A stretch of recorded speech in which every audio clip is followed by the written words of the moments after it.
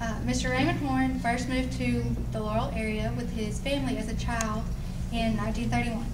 After his graduation from Shady Grove School, he served his country during World War II. Horn attended JCJC and Anderson College after being honorably discharged.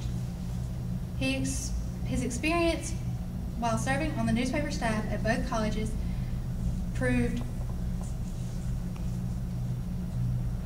invaluable when he returned to Jones County and became the farm editor, photographer, and reporter of the Laurel Leader Call. In 1954, Mr. Horn left the newspaper business and entered the ministry as a Church of God minister. Since his retirement, Mr. Horn has published more than 20 books regarding the history of churches, families, and historical sites. He's here today to discuss his book, The Early Years, A History of the Jones County Agricultural High School and Junior College, which discusses the first 40 years of this institution.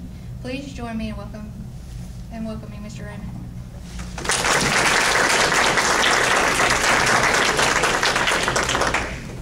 Thank you very kindly. Can all of you hear me? Yes, sir. They said something about a mic, but what I have to say won't amount to much if you can't hear me. I'm pleased to be here with such a distinguished group. I was looking around, though. I'm a little amazed. They must be letting children into junior college a little earlier, because all of you look a lot younger than I was when I came here in 1947. I want to first of all say I appreciate very much Mrs. Patrick arranging for this and taking care of the newspaper work and the other things involved, and also Mrs. Landrum, who's been so kind as to share her information over at the JC Library. I hardly know how to go about a presentation like this, because you're going to learn pretty soon, if you haven't already, that it's pretty hard to cover 40 years in 15 minutes. But I'm going to do my very best to give you some highlights as we go along. I heard that Jones Junior College was going to celebrate 100 years, and so I began to search for some information about it. I like to do that kind of investigative reporting, and did not really find too much, and that's why I began to dig in to try to get a history. And the result of that is a 432-page book, which will be available afterwards. We went from 1911 to 1951 simply because to make it larger, it'd be more expensive, and this is $25. And also in 1951, after the World War II, veterans had come back, the college began to expand in all kinds of technology and campuses and different programs and all total different things. I had a little difficulty, I would simply say, in researching this, because it's difficult for you students and others here, probably all of us, to understand, myself as well, to understand what the educational situation was in 1910. Let me just simply say that those who recorded the history of 1910 simply said that people in Jones County were undereducated. The schools were basically one-room wood structures with one teacher, teaching students from age 6 to 16 with very few books, segregated, and an outhouse. Basically, they were community, close-knit community schools. And as reading I've done, the families would get together and support a person to come and teach in that school their students, who basically walked to school, to and fro. And they would pay about $1 a family and hope to get the teacher $30 a month for the teaching. So you teachers can be happy that you're a little better well off now. Let me simply say that I was doing just to give you an insight into how it was back in those days. I found in 1910 when the county Board of Education had an examination of teachers. And they would license them. Let me give you a little statistic. 1911, 40 white applicants applied for teaching license. 11 failed. 5 were given third grade license to teach. 27 were given first grade license to teach. There were 14 Negro applicants, and all except one failed, and that one received a second grade license. One of the important things about the establishment of Jones County Agricultural High School, which I simply try to deal with, let me simply say that it's interesting to me, words. I deal with words, and in the field of education, for instance, we've had all kinds of words describing education. We're familiar now with consolidated schools.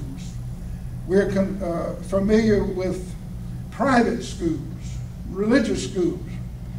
But years ago, they were community schools, there were common schools, there were consolidated schools, special consolidated schools. Sandersville was one of those. And our colleges were totally named different. Do you know what the University of Southern Mississippi was named when it was first established? Normal. State Normal School, Teaching College. The University of the Mississippi College for Women, I had time kind of identifying that. It was IINC, Industrial Institution College. We're familiar with Mississippi State University. It was A&M, Agricultural and Mechanical. Now, the reason for the establishment of a college like Ellisville AHS is very simple. In the early days, this was all virgin timber. The timber people moved in from the north, cut over thousands of acres of timber, and they left what we call cut-over land. This cut-over land was basically of no real value to the timbermen. After they harvested the timber, it cost them taxes, so they sold this land. I read some statistics about 50 cents an acre. They wanted to get rid of it. Of course, I think they were smart enough to reserve the minerals, and that's made them rich. But anyway, the farmers then found a rich place to start farming. They moved from North Carolina to South Carolina, down through Georgia and Alabama. My forefathers and parents did, and moved into Mississippi to occupy this. They pretty soon learned that there was more to farming successfully than knowing their ABCs and how to spell. And so there was born in the minds of the people, here we can meet two basic needs. We can give our boys education, a high school education, and there were very few high schools in that time, just in the larger towns, like Laurel. And we can also teach them the fundamentals of agriculture. And that was the basic reason why that the state legislature adopted what we'd call a law or a statute establishing agricultural high schools. Now, the interesting thing about an agricultural high school, when the state legislature did that in about 1908, the Senate passed a bill to provide for the establishment of a county agricultural high school.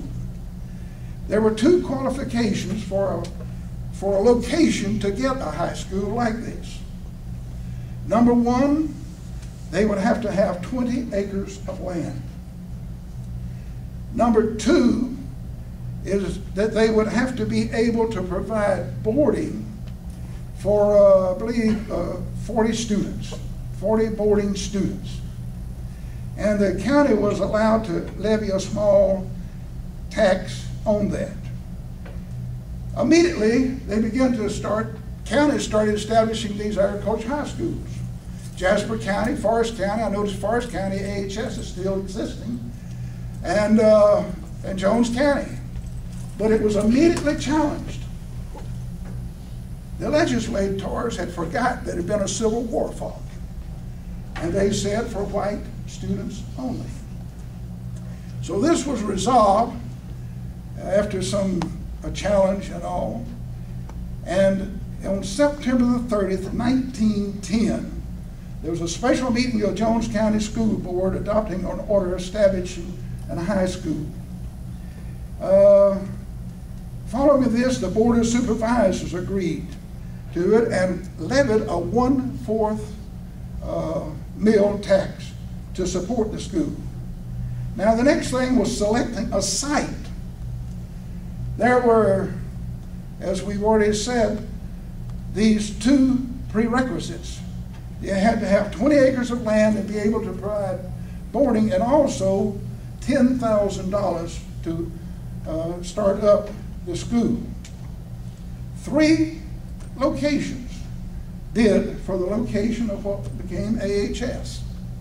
Pine Grove, Sandersville, and Ellisville.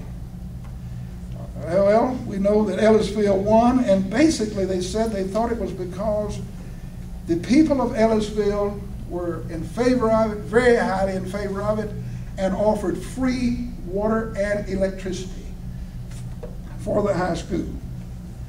The purpose was to give the country boys an opportunity to secure a high school education without leaving the county, where all the branches of farming would be taught on a small scale, duplicating what was being taught at the agriculture and mechanical school at Starkville. Basically, it started with the idea of farm boys. You girls kind of know it did, didn't you? But it started basically with this. It's interesting that the place where Jones Junior College now sits, the Agricultural High School, was owned, and it was offered, it was appraised at $5,000, and it was offered to the Jones County Board of Supervisors for $2,500 for educational purposes, and that is the beginning, $2,500 for the property that we see now. The interesting thing is that the school got started, as we know, September of 1911, September the 18th. 20 boarding students, 30 others came in to form the class. There were 5 seniors. There were 2 girls and 3 boys in the first graduating class, first class of the AHS. You know how many graduated? 2. 2 girls. The boys went home. I have an idea why the boys went home. Number 1, I think maybe their mom and daddy said, we need you to plow. Number 2, I think maybe the restrictions were very strict. Those who started AHS believed this was a family thing. They assured the parents they would not tolerate any misconduct. No alcohol on the campus. No firearms except by the military companies, which were 2 military companies. And the students were required to attend the church of their choice every Sunday. The girls had to wear a uniform when they were out. So we moved on. Quite a thing there. The interesting thing is the tuition was free. Out of county people could come here for $2.50 a month, or if they paid for the year, $20. Room and board. Was it cost? You know what the average for the board was for a month in 1911? $6 to $7 a month. And that's pretty cheap.